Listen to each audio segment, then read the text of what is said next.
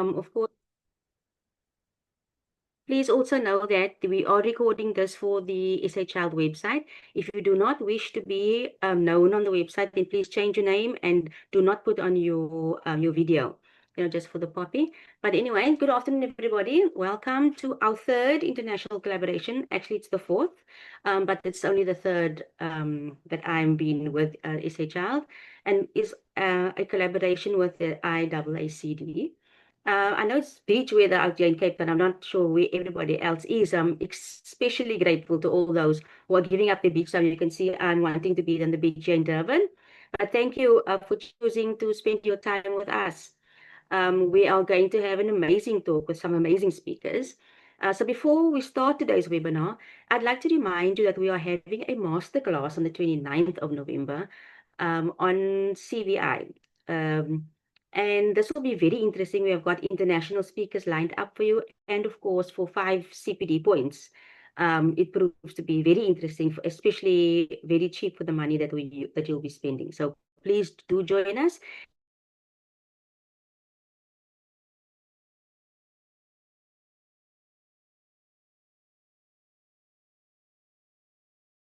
Webinars.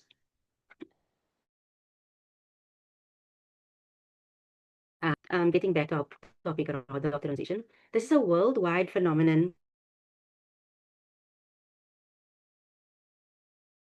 Disabilities. And this issue is quite close to my heart, and it was in fact the topic of my PhD thesis. So I understand all the challenges that these people are facing.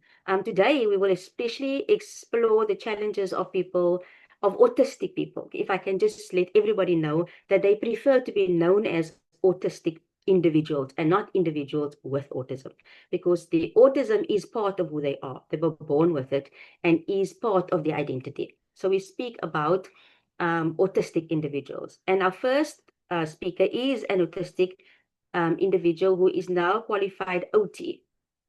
So without further ado, I would like to introduce to you Leryke. I'm not going to do a bio on her because her story is about herself, and woven in between all the information that she's also going to be giving us about autism. So thank you, Leryke, for your time and for your presentation. Thank you. Let me share my screen. Sorry, I'm not good with multitasking. Can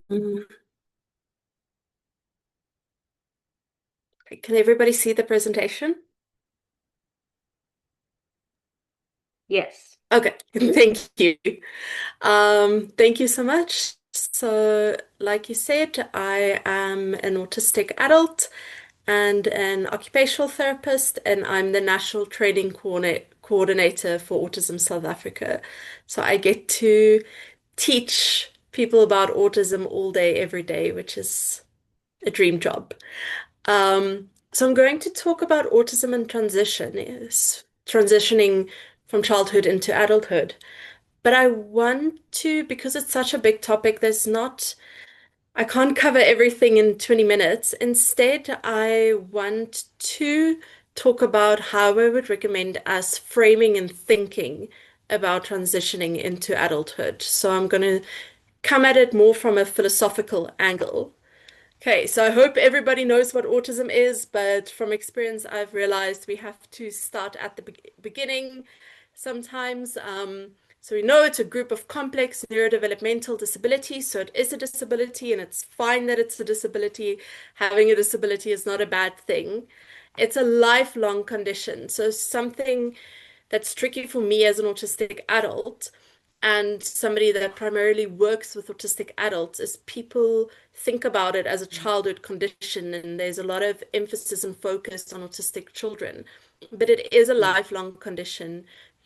And I think that we need to put more resources and attention into helping autistic adults. And it's a difference in brain. This is what we mean when we say neurodiversity. So we'll talk about that. Autistic people experience the world differently. So we know we have social differences, we have sensory differences, need for order and routine, communication differences, executive functioning differences, and autistic people have special interests. And when we're going to talk about it as a spectrum, then we're not talking about it as spectrum from high functioning to low functioning or from being a little bit autistic to being very autistic, but instead you can fall at different aspects of these characteristics. For example, I am a speaking autistic person, so I don't need a lot of support in terms of communication in that aspect, but I am extremely sensory defensive, so sensory sensitive. I need quite a bit of accommodations related to that, where somebody might be non-speaking, but they might be really good at understanding social nuances, for example. Okay. And because neurodiversity is a buzzword, I want to talk about what we mean when we say neurodiversity. So this is what I'm talking about, that I want to talk about the philosophy of autism. Neurodiversity isn't a diagnosis, it's a model, it's a way of thinking about these types of conditions that say that we have more than 8 billion people in this world. Not everybody's going to have the same brain, and that doesn't mean that something went wrong or something bad happened, but instead having diversity in brains can enrich the human species. Having differences in way people see things and think and feel and experience the world can contribute to the richness of the human experience. So the focus is on acceptance and providing support, and that's what I want to focus on when we talk about transitions. And this includes conditions like autism and dyslexia and ADHD. And this fits very nicely with your social model lens. So I come from the world of healthcare, and your focus would be very individualistic and very much on the individual you're seeing in front of us. But I want to challenge a little bit when we're thinking about transitions. The social model lens says that the world isn't made for people with disabilities. So yes, autism is a disability, and there's some real challenges in it of itself in terms of being autistic, but that's compounded by trying to navigate a world that's not made for you, that doesn't understand you, that doesn't accept you, that doesn't accommodate you. And we want to shift the focus to think about the environment as well. And that aligns with the terminology that we use, where we think about, instead of functional labels, where saying somebody is high functioning or low functioning, we're saying that somebody has high support needs or somebody has a low support needs. So I'm an autistic person with low support needs. So that's that focus on not judging the individual, but thinking about the support they need from their environment. And I want to emphasize, when we're thinking about autism in this way, whether a person is speaking or non-speaking, whether they can work full time or they need 24-hour care, every autistic person deserves respect, understanding, and the right to be seen as a whole, complete human being, and the right to be supported and accommodated, just because we're human beings. And in this framing of support with disability, there's often a emphasis on independence. And when we're thinking about transitioning into adulthood, there's a big emphasis on independence. And I want to challenge that a little bit as well. We have this traditional idea of independence where the expectation is that the person needs to be productive, that they need to be independent, that they need to be able to do things on their own without help. And this might look like in disability, like living alone, being able to complete tasks without assistance, to be able to communicate without support, and manage your daily activities without aid or a caregiver. Independence can be very empowering for some people, but if we overemphasize independence, then we can leave people behind. It often reflects an ableist idea that being fully self-sufficient is the ultimate goal, which for a lot of people is unrealistic, unnecessary, or it's not what they want to do. And that can leave people quite isolated. Oh, sorry, now I've skipped a slide. Let me see if I can go back. Yes. Instead, I want to bring the idea of interdependence, which recognize that all of us as human beings, we need each other. None of us are independent. We all need each other. We all need support sometimes, and we all have unique but particular specific things that we can contribute to our communities. So we recognize that connection and collaboration is part of being human. So in disability, interdependence might look like assistive devices or having a support person like you're going to meet Mark, relying on your community, your family, or your peer support, advocating for accessible environment that allows equal participation, and recognizing support relationships as valid and valuable and not a failure. Interdependence doesn't mean this person is helpless, but it's about still having human dignity, choice, and autonomy, even if you're not independent. You can still be respected, you can still have dignity, you can still have choice. And I feel like in disability, we must sometimes have more of a focus on those aspects and not just on independence. So if we're going to look at it with independence, we're focusing on people doing things alone, but interdependence, we people can do things with support and we can support each other. In terms of our narrative, we see with independence, we see success as being self-sufficient. With interdependence, we see success as access, support, and autonomy.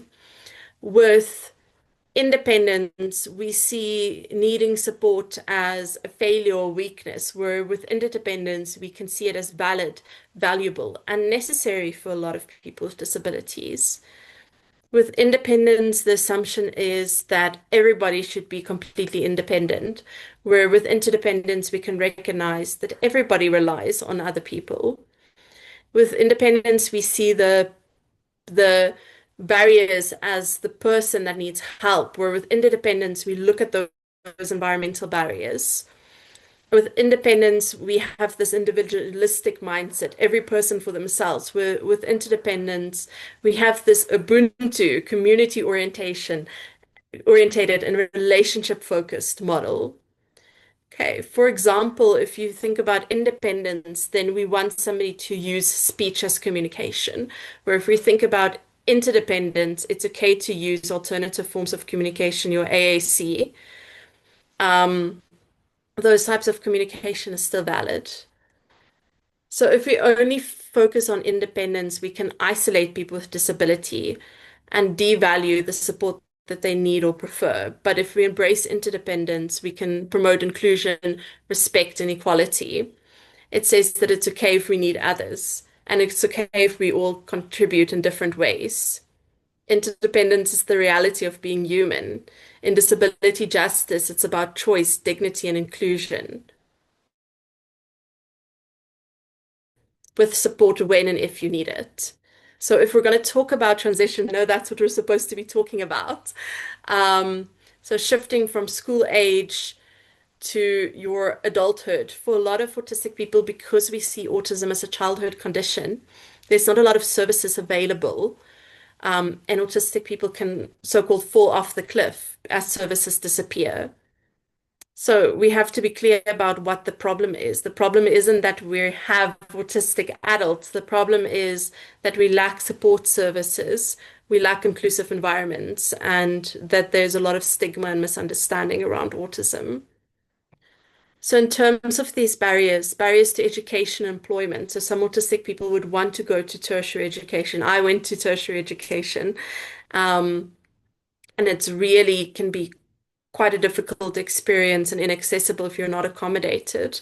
But also in terms of employment, I work with a lot of autistic adults that have a tricky time with employment. Even I know there's a lot of emphasis on if you teach an autistic person certain skills, then they'll be able to be employed. But I don't think that that's the reality if you speak to autistic people. I know a lot of autistic people that I work with have amazing tertiary qualifications, work in careers where people are needed, like IT, and still they have a tricky time with employment because of inflexible recruitment processes, like your interview that you have to kind of think about your answers, respond to them verbally and in real time. Your sensory environments that are incredibly overwhelming in your workplaces and not being accommodated and not being understood in terms of what your needs are in the workplace. Really have to focus on those reasonable accommodations and not just on what skills autistic people need to be able to enter the workplace. In terms of shelters or housing, some people would want to live independently, but we also have to think about that some people would have to live with support. And that might not be, we're moving away from institutionalization in South Africa, but then people still need continuous support, some people, and it can be quite a big burden of care on the families if they have to support this person with disability lifelong. If they have, if the parents pass away, where will this person with a disability be taken care of? So we have to think about support within the communities then if we're going to move away from from institutionalization. Access about transport. The other day I went on a train ride for Prasa from the Soweto station to the inner city park station to see how accessible that is, and it's incredibly sensory overwhelming.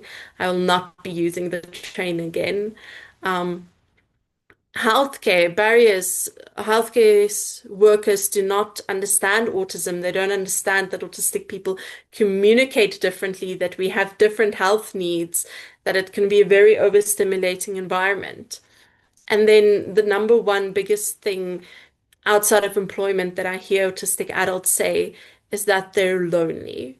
So a big thing that we have to consider is social inclusion, that there's stigma, social isolation, a lack of community. Sometimes autistic people are in schools where they can interact with other autistic people, but then when you're an adult, it's difficult to find that community with people that understand you and are similar to you.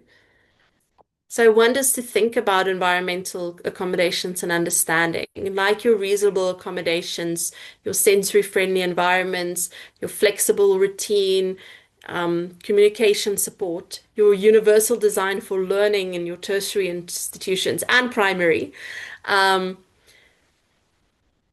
secondary, encouraging more compassionate and informed responses from educators, from employers, from family members, from peers, challenging stigma by framing autistic behavior not as this pathologized thing, but a valid response to inaccessible environments. If an autistic person is having a meltdown in public, it might be because this environment is incredibly overstimulating in a sensory type of way. Then that's a response to environment. That's not a behavior that needs to be fixed. That's an environment that has failed this autistic person. I really feel strongly because I was diagnosed later in life, and when I was diagnosed, it just felt like the world opened up for me and all of the self-understanding opened up. So sometimes I see healthcare professionals think a diagnosis is to decide what type of medication we're going to give somebody, but there isn't really medication for autism. And instead, a diagnosis can give us the vocabulary to understand ourselves. It can help us create a strong autistic identity. It can help us self-advocate.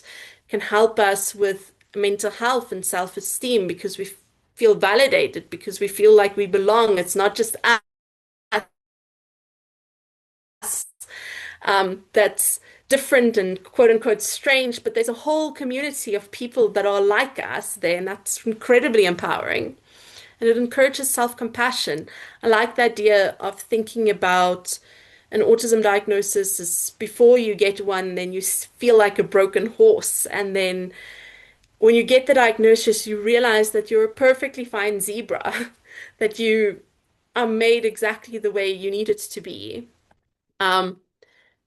And with that, I really feel strongly about community and belonging, that I have a support group for autistic adults. That sometimes for autistic people, you can break that loneliness, you can break that isolation, feeling like you're not understood by connecting with other autistic people. And we need to create more opportunities for autistic people to connect with their peers. This again can foster that positive identity, and it can help us come together and advocate for what we need. It can help us move beyond isolation, but also we want non-autistic people to understand us better so they can understand us and accept us and integrate us into their communities. So we want people to shift away from the idea of pity and charity to right, respect, and inclusion. We want people to listen to autistic voices when we're considering transition, how to approach transition into adulthood. Okay. A lot of autistic people have strengths and contributions that they can make.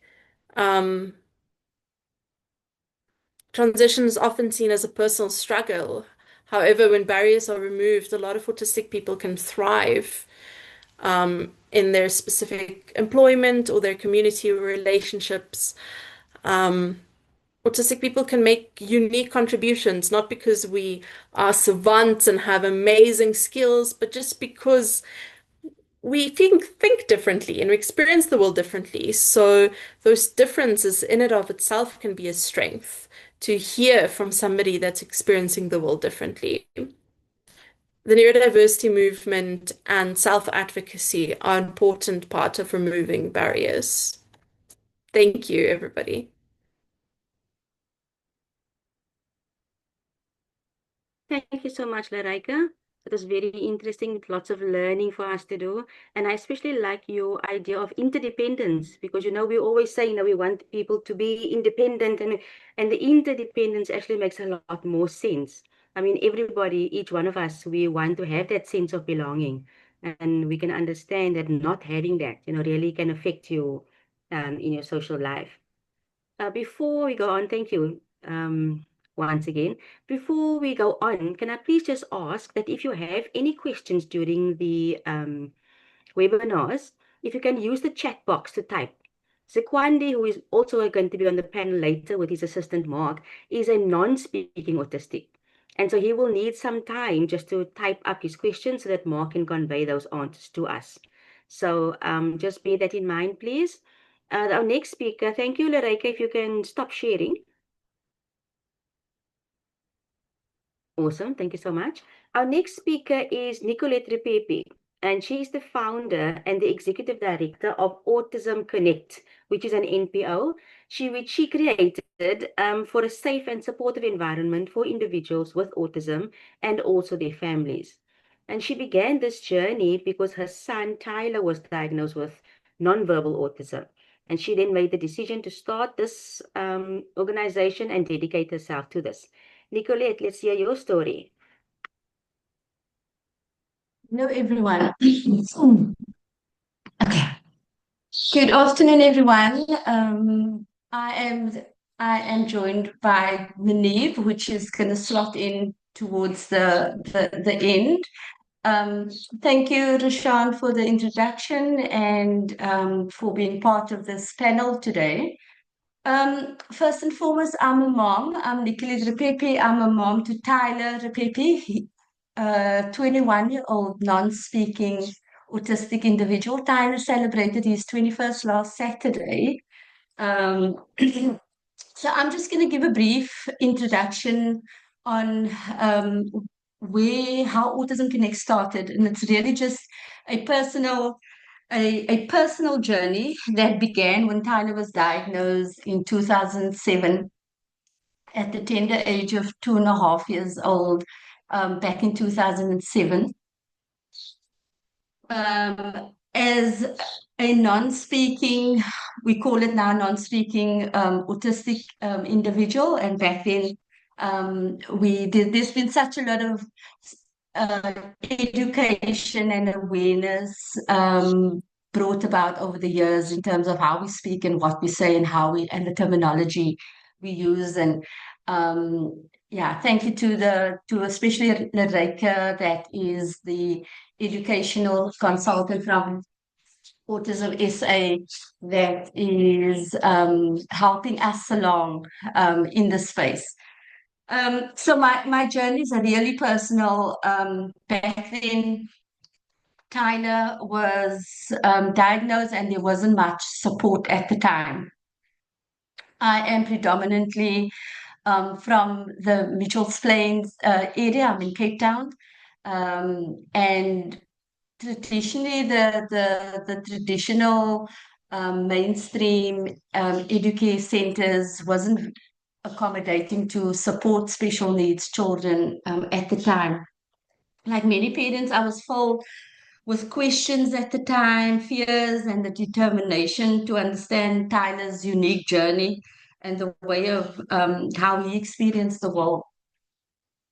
The early years, I searched for environments. Like I said, there wasn't many options available at the time where Tyler could be supported and truly included and not just being a child that they had to manage.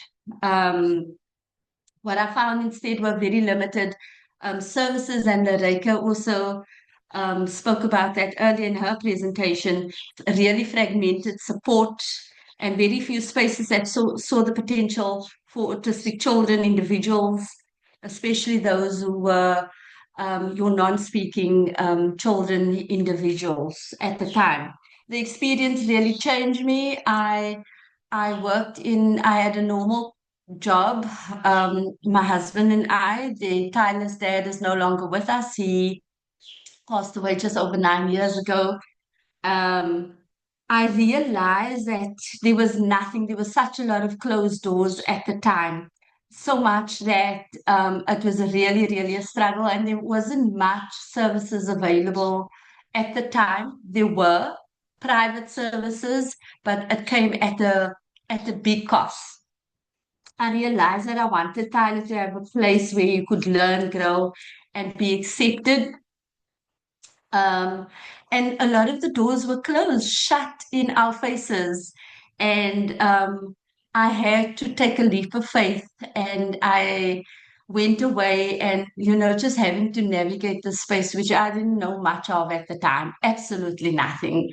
And at the time, the people I linked up with at the time was Autism South Africa. There were obviously different people in that space at the time, and there was just such a lot of things that you Googled and just researched, and that was all that there was at the time. And it was really daunting for me. With I think it was Tyler was just 6 or 7. I took a leap of faith and I left my corporate job and started Autism Connect out of nothing, out of my little lounge out in Westridge in Mitchells Plain. And I see some of our current Autism Connect parents is joining us on this webinar. I'm glad you guys joined us. Autism Connect began with that small vision, a heart-led initiative to create a center where autistic children and young adults could be supported holistically with patience, understanding, structure, and dignity.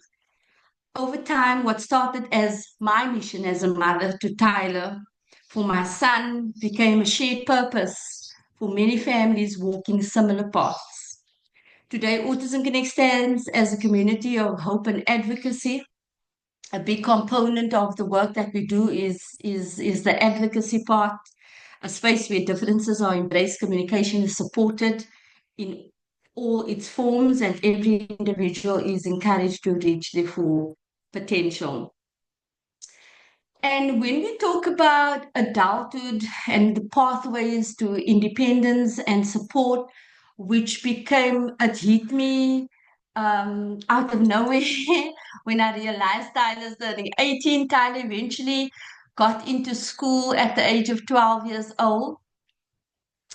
He was with Autism Connect for a few years before then, and he started at one of our autism units out in Mitchells Plain at the Beacon Elson School. During that period, the school started putting up autism units, and Tyler eventually got accepted into Beacon Elson School at the tender age of 12 years old. and just having to navigate life. And in between, there were really big struggles. There were struggles of being a single mom. And some of the people on this webinar are probably single parents. Tyler's dad passed away during all this time that I had to navigate just everything, just life in itself, and managing and supporting my son. I have a daughter. Tyler's got an older sister, and just having to support her. And that is a topic for another time, because to have a child, an autistic child or any special needs, it really takes a lot out of a family and how it impacts the family holistically. And it really impacted us so much. Jeremy got sick, and he subsequently passed away a couple of years ago. And Tyler was, when the year he turned 18, I realized, like, what am I going to do after 18? We have the Early Learning Center where Tyler graduated from, and we have our young children starting from when they are diagnosed, parents looking for placement. And a lot of our referrals comes through your Red Cross Hospital, Tygerberg, neurodevelopmental clinics, and your one of the doctors that I know, and she was also the doctor that diagnosed Tyler back in 2007, was Dr. Schlegel. So quite a few of our referrals comes through that practice. And turning 18 was really a year of, sure, what do we do now? And it's a milestone for many, for us as parents, filled with excitement and a lot of uncertainty for any young person. For autistic individuals and their family, this stage often comes with even more questions. The questions we initially had when our children were diagnosed, like where, what now, where, we sit in with the same questions. What happens after school? Where do we go from here? And what support is out there for autistic children, or just special needs in general? Well, I have, or our children have, moving into adulthood. That's what today's discussion, like I said, is unlocking adulthood and transitioning into adulthood. Like I mentioned earlier, Tyler is now a 21-year-old. He's an adult. Adulthood doesn't look the same for everyone, and that's the beauty of our neurodiverse community. For some autistic individuals, independence may mean entering the workforce, and Leryke spoke about interdependence, which is an independence and what that looks like and what the difference is. Living semi-independently or furthering the education. In my personal journey, Tyler needs significant support. He's not at a place yet, and I say yet, that he is able to live fully independently. What do we do? What is our role as caregivers, as support services for our community? For others, it might mean continuing to build life skills. That is what our skill center is about. Munir is going to touch on that. Communication and self-regulation, with ongoing support from caregivers and our professionals that works in this space. The key is recognizing that independence is not absence of support. It's about creating the right kind of support that allows each individual to thrive in their own way. What is currently out there? Yes, when school ends, and I want to just mention after the year Tyler was in his final year of school, I connected with a life coach, and she specialized working with young autistic individuals exiting the school space. and because she had a daughter, and she was 21 at the time. And I must say that really helped me. It helped me to just understand, transitioning from school into adulthood, and what that looks like. And that really is what started the Autism Connect Skills and Support Center. And there's still many, there's gaps there. The reality is that there aren't many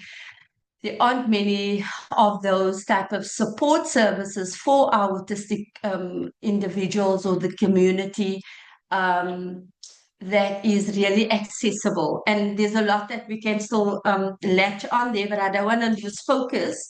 But there's Manev's going to share on that. There are options, supports are available, and it can look very different depending on each individual's levels of needs and support.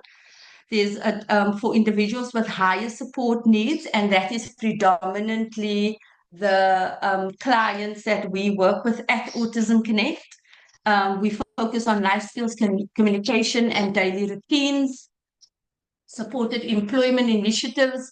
There's structured workplaces with on-site coaching, also part of the work that we do. Residential and supported living services to provide assistance with personal care, community access, and household management. And like I said, there's a lot that we can share on that, which Manev will take you through towards the end. We do offer therapeutic support as well. We work closely with our occupational therapists, ongoing access to occupational therapy, speech therapy, and behavioral support remains still essential. Of course, with individuals with lower or moderate support needs, opportunities to learn practical trades such as IT, hospitality, and other work-related skills. Further education, of course, will look like colleges that they can be integrated into, training institutions that offers inclusive programs or accommodation, coaching on workplace expectations, social interactions, and self-advocacy. It's a big component of what we do.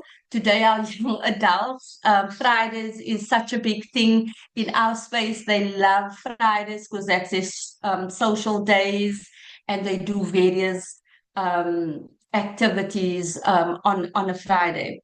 We work with, we provide guidance around budgeting, transportation, and just managing oneself, just with everyday life. I'm gonna hand over to Manev, and part of what the consultancy. So I wear many hats. First and foremost, I am a mom to Tyler, which takes up significantly. He's taken over my world, and I wouldn't want it any different. Over the past 13, 14 years that I've immersed myself into this space, I've really grown as a person, and just the support and the connections that's made over the years. Nicolette Pepe Consulting, independent consulting services, is really just that channel that supports parents individually, offering that one-on-one support to autistic or to the neurodiverse family, especially newly diagnosed children, where they just don't know what to do. And everything I do is really out of personal experience, and it's really just my heartbeat, and it's my passion to share that experience, because I know what it's like when you are when you're in that space and you don't know where to go and what to do, what is next. And that is what gets me up every day. And part of that is just an independent support that I do render to the community outside. I am The consultancy exists because of that need to support parents, to support families, just to navigate the space that you find quite daunting. Schooling, where do I go? What do I do? Offering one-on-one support to families. If so, it's a whole host of support needs that we are offering. Parent support guidance. I am a certified um, cognitive life coach and coaching in autism specific strategies and methodologies. And if people are looking for a space for their children to go from newly diagnosed to families where young adults are exiting the formal schooling system, that is how the consultancy can channel through to Autism Connect. And yes, we are in collaboration with many like-minded organizations that also render support. I do get a lot of calls literally every day or emails. Nicolette, where do I go? How do I do this? You know, and that is a support that the consultancy offers independently. Now, my details will be on the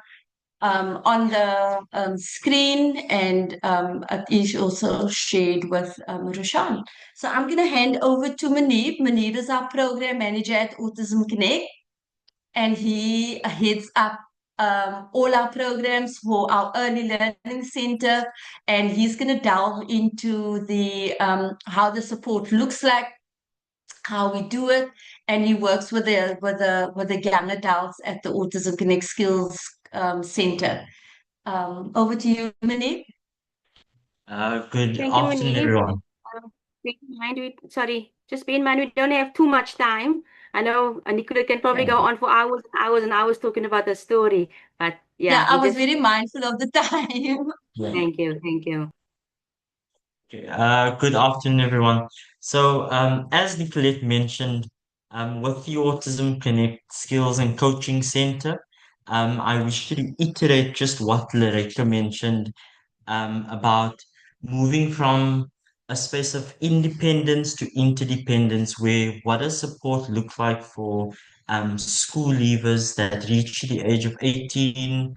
What does life look like to them or for them after they've left the more early intervention programs or schooling, your special needs schooling stages?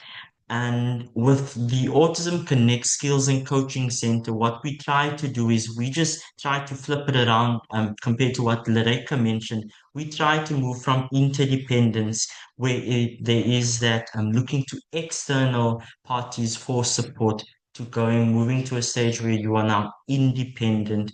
And at Autism Connect, we obviously realized that this transition stage was where most families felt that they were most uncertain, not supported in, as Nicolette mentioned. And so, in collaboration with the Nicolette Repepi Consulting Services, we look at the most vulnerable members of society and we say, listen, after you've reached a particular age, what happens then? And so, our program focuses on key areas. It is life skills development, where we cover personal care, daily routines, and communication, which we find, as Nicolette mentioned, a lot of the young adults that we cater for are your non-speaking, high support need autistic individuals. And so part of that is still looking at personal care and the life skills aspect of it. And then also vocational skills training. We currently cater for in the areas of IT, hospitality, woodworking, and then also art therapy. So the beautiful art that we have hanging behind us is what some of our young adults have done. And they will also be participating in an art exhibition with Autism Western Cape. Autism Western Cape on the 15th of November. And that is something we are looking forward to because they've taken up a lot of time to really hone in on the crafts and the skills that they do have. We also have some woodwork activities and products that we do sell to the public, the young adults that we cater for service. Also manage a thrift store Yeah. on a Tuesday, Thursday, and every alternative Saturday. And we've now collaborated with another organization within the Mitchell's Plain vicinity, Art Labs, where we'll be going to host our thrift store on a Thursday. We also focus on the health and physical development aspect with an on-site sports coach that takes our young adults through a rigorous gross motor development routine where he focuses on that specific needs and preferences of our young adults. Each of our young adults also have an individualized life plan. So we've moved from the individualized educational development plan to a life plan because these are young autistic individuals that would need to become independent one day, and we operate the space in such a way that we teach them to become independent from managing their own bank accounts to managing working with their cards in stores. So as Nicolette mentioned, most of our Friday social events either include going to stores and repurchasing a list of items, or it is social events like hiking that we did today. So there's quite a bit that our young adults cover on a Friday as well as during the week. I also want to reaffirm just what Leryke had mentioned about what disability justice looks like.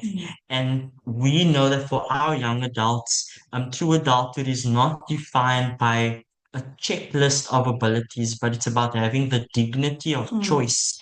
And Nicolette, the one thing she always mentions is about presuming competence. If you don't presume competence, then you are ultimately deciding how these young adults, how their lives should go. But when you make them active participants in taking charge of their lives, in making decisions, in being able to tell you whether it is through an AAC device, whether it is through a visual schedule, whether it is through, still some of our young adults use the Makaton signs, they have the freedom of choice to decide what it is that they would like, what it is that their preferences are or are not. And at Autism Connect, we believe that regardless of communication style or the level of support, we know that each one of our young adults deserves the opportunity to make meaningful choices. And we do cater for autistic individuals within the Mitchell's Plain vicinity, but we've also obviously branched out. And when I say obviously, it is not always known, but we've branched out to other areas as well. And our program focuses on motivating our young adults to live independently and to get to a place where they are able to do things through choice, that are self-sustaining, that have also their preferences, and that is important to us. And in closing, I would like to just remind the autistic individuals here today that your journey doesn't stop at 18. It's only the beginning. And as Nicolette has said, we do have some of our parents on the call today that are still at our early learning center, and they are well aware of the programs that we offer after school leaving age. And we've come alongside them to support them. And they know that there are many doors awaiting to be opened, pathways that lead to confidence, contribution, and connection. And also, as Nicolette mentioned, to the families and the professionals here today, I urge you to continue to build bridges together in collaboration that celebrate growth at every pace, honor communication in whichever style it is and in any form, and let's redefine what the term dependence and even interdependence looks like. Because adulthood for every individual, autistic individual, deserves to be unlocked with understanding, patience, and possibility. Thank you so much. Thank you. Thank you so much, Munib. Now we all know where we can send everybody that's going to be referring a lot of people to you now that we know what to do. I'm just mindful of the time, and so I want to introduce Zekwanda. who is very passionate and is an advocate for non-speaking autistic individuals. He's the founder and the president of the Zekwanda Mathenjwa Foundation, which is a non-profit organization dedicated to promoting the rights and well-being of non-speaking autistics in South Africa. He himself uses a letterboard, and he is accompanied by Mark, who is his assistant. Thank you so much, Zekwanda and Mark. Good evening, everybody. Thank you all for being here. Yeah, so Zekwanda is to my left here. He is the president of the Zekwanda Foundation, and he is a non-speaking autistic individual that communicates by pointing to a letterboard like this. At the beginning of the talks, as soon as we logged in, he started spelling. I just checked in with him and checked how he's doing. And he then asked me to read something. He said, I want to say something to everyone. And so while the other speakers were busy, he was spelling out over 2 pages worth of his speech. And so I'm just going to take some time quickly just to read out what he took the time to spell. I want to say something to everyone. Hello all, my name is Zekwanda Mathenjwa. We are all here for different reasons, but I ask that each of us keep an open mind and heart. Dedicated people make things like this happen. I want to thank you all for being here. I'm glad to champion the cause of interdependence. Eastern cultures have good models of interdependence. How hard is it to model our homes, communities, and schools after successful examples? I want to tell you all that I, for one, have high support needs and always will need help in some capacity. I am having more and more exposure to the world and gaining more and more freedom. Not even I want to think about how independent I can get. I need support to access my rights, and I'm not ashamed for that. I have great support and help. Don't have an army of helpers yet, but the tidal wave of change is growing. I am doing my part. That is all I ask of all of you. Be part of the change and lead with love. I thank you all for your time.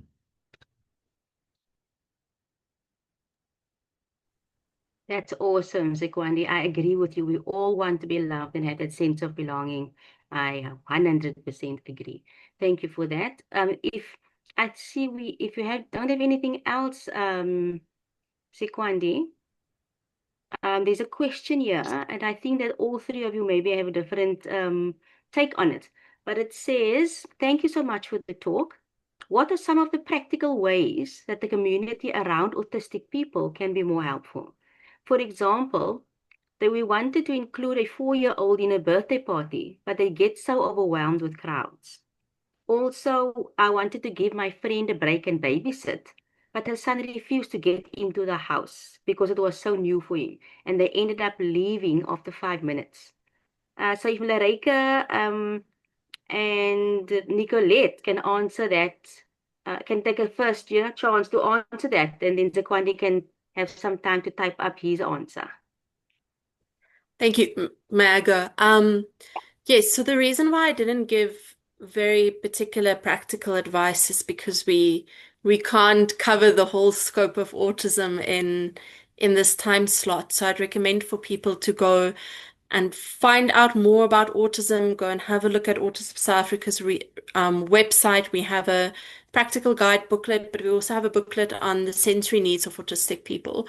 So yes, something like a birthday party is very sensory overwhelming because there's sounds and there's people singing and there's colors and balloons popping and so many sensory things that's happening, and it's outside of your routine. So I know there was one little autistic girl that got a meltdown not because of the sensory aspects of her birthday, but because it was a surprise and that disrupted her routine. Autistic people like routine. So maybe a birthday party is going to look like something completely different. Maybe you're not going to have your bright colors. Maybe you're not going to have your singing. Maybe you're not going to invite a lot of people. Maybe the autistic person likes dinosaurs and you're going to take them to, or animals, you're going to take them to the zoo, but with noise cancelling headphones, or you're going to participate in their special interest. You're going to go outside and go find rocks with them, whatever they enjoy doing. A birthday party is going to have to look like what they enjoy doing. We're going to have to reframe these traditional things. And I know it can be quite tricky for parents because they want to celebrate these milestones in ways we traditionally consider them to be celebrated. But we're going to have to rethink things. We're going to have to think about a birthday party is supposed to be nice. So what is nice to this autistic person and what is not? The same with babysitting. When I've declined invitations to somebody's house because I'm not ready to be in an environment that smells new. Because if you walk into a new house, it's a whole new environment with new smells and new visual input and new social rules and things like that to consider. So maybe the babysitting has to happen in a familiar environment. You go to that house and babysit there, and mom goes out and goes and does something nice outside of the house. My recommendation is always when an autistic person does something, not to think that they're being difficult. There's often very big reasons as to why we're doing things. Go and explore and discover those reasons and work with us, not against us. Work with what we're telling you, reinvent how things can be done, be creative, problem solve, and always be open to learning new things about autism. Yes. Nicolette? I think there's not much I can say. I think Leryke has explained the very, very basics to do. And I put that up. Here's the practical guide. So a lot of these takeaways we do. The consulting, so personally, these are the type of things that I generally support with and work with individual parents or families, because it's a space that I needed to navigate over time and what is going to work for our children, because not all our children can tolerate being in those type of environments. So to Cynthia, definitely, just take some of that advice from what Leryke has shared. Feel free to also make contact with us. Do you want to say something? Yeah, Leryke mentioned this right at the start. It's also about communication. And sometimes communication will look differently. Don't assume that if it's a 4-year-old, they'd want to even attend a birthday party because of that sensory support or just adjustments that needs to be made. So communication is important. They would oftentimes communicate that they are not interested, that they do not like a particular home or a particular person. So it is really up to us to identify what are the patterns outside? And this is something Nicolette and I had a conversation about. What are the patterns that we pick up out? What are the differences that we pick up outside of the patterns of when a child stims? Because oftentimes through the stimming, that self-regulatory behavior, they'll normally indicate when something is not comfortable, when they are not comfortable with someone, something, and use space. So we also have to pick up on those cues to see, okay, this might not be something that they are interested in. Don't assume that because the child is 4 years old, they want to be at a birthday party. And you need to communicate. And what we do at our early learning center is that we had one of our kids that had to go to the dentist, and we had to prepare him 2 weeks in advance with videos, social stories, imitating a dentist's office, and then talking him through it. And we model it, yeah. And you model it. to prepare them. So you try to run a schedule so that you don't just decide on events. And Leryke can obviously is much more of an expert on this, deciding on things on a whim and saying tomorrow we're heading to a birthday party. That doesn't give anyone much time to decide whether or not I'm interested or not to participate in something. So it is about communication, looking at communication styles, what that response is, reading that social cues and taking it from. Yeah. That's quite a lot of information. Thank you. It's something that we must all keep in mind, especially if we have clients or patients coming to us. Would you like to add anything, Zekwanda?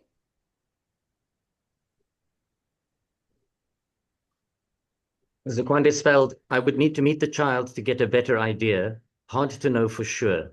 It could be emotional or sensory overload.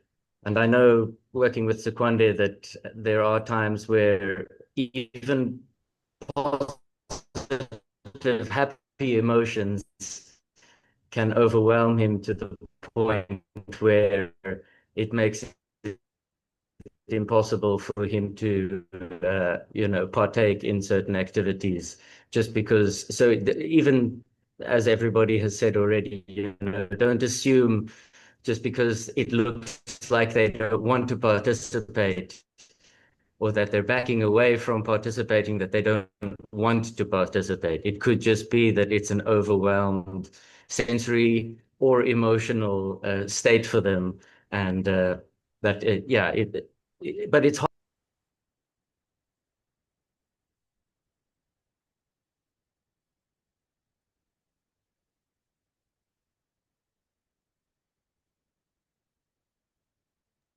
There's just one more question. Thank you, everybody, for a very interesting, excellent talks. How can we help boost the powerful message of empowering autistic adults by changing the narrative and educating the general public and probably also policymakers who really do not understand the complexities of autism? Are you happy for me to answer? Yeah? I know when I studied occupational therapy, we were always told that people with the conditions are the experts in their conditions. And as an autistic person, I don't like dissonance. I don't like when people say one thing and do something else. And it seemed like they said that one thing, but then healthcare professionals and other people weren't following that at all. And it was very kind of frustrating for me. And later I figured out that I'm autistic, and that's why people's actions and words not matching frustrates me so much. Um, really listen to autistic people. They really are the experts. So when you want to learn about autism, go and find out what autistic people have to say about autism. When you're unsure about an approach or how to support an autistic person, go find out from autistic people and diverse autistic people. You can see you have me and Zekwanda, and we don't have the same needs, and we don't look the same way, and we don't communicate the same way, and we have overlapping experiences and different experiences. Listen to your non-speaking autistic people, listen to your higher support needs autistic people, listen to autistic people from all different backgrounds. Really, and then provide platforms for like this for autistic people to share our inputs um, as much as possible. Really, like act on it that we believe that people are the experts on their conditions. I think I'm seeing Zekwande's spelling. I think Nicolette's going to answer, but also I'm interested to hear what Zekwanda has to say. So, Roshan, I just wanted to add, and then maybe chip in on the part. I do Okay. think that there are quite a number of organizations that are currently in existence and advocates in their private capacity. We work very Yes. closely with Carmen Walker is on the call From from Autism South. Autism So What, that are advocates and policymakers even. We work closely. We form part of the organization, the Western Cape Forum for Intellectual Disability. And these are organizations, Nicolette is part of the Autism South Africa board, and these are organizations that do focus on advocacy. They focus on educating the general public about autistic individuals, young adults specifically, that do not particularly, they reach 18 and then there's nothing to look forward to. And so I think it's just about reaching out, finding these spaces that can support you through individuals like the Nicolette Pepe Consulting Services. These are places that you can reach out to find that support, to be a voice. And like Leryke said, the best person to get the advice from is the person that's living through it. Yeah. First-hand experience, so that you don't have a second-hand a testimony from someone who's never lived through it, someone that's never had to experience it, someone that's never had to face any difficulties. So you have these structures in place that do advocate, that do shift the narrative of the community at large about how autistic individuals matter. And a theme that we've focused on with Autism South Africa is that autistic voices matter. And that is important to us. We want to constantly drive that home, that autistic voices matter. Awesome. Thank you. Thank you, Manib. And of course, Leryke. Zekwanda, would you like to add anything before we wrap up? Well, Zekwanda is still typing a message. I'd just like to welcome Jenny Carroll, who is on the committee that organized the international collaboration. Nothing about us without us.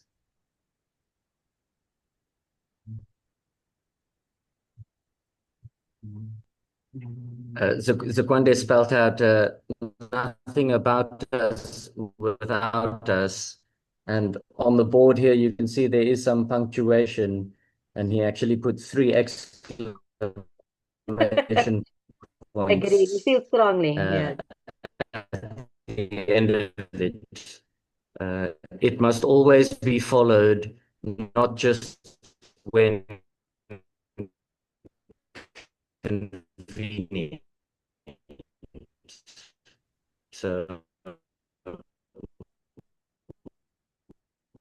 Right, everybody, you heard that now. Nothing without us. Nothing about us without us. nothing about us without us. Awesome. Perfect Awesome. final message, I think. Thank you. And Perfect, thank you yes. for thank you for the welcome, Mathan. It's really great to be here. In all spheres, in research, in implementation, in design.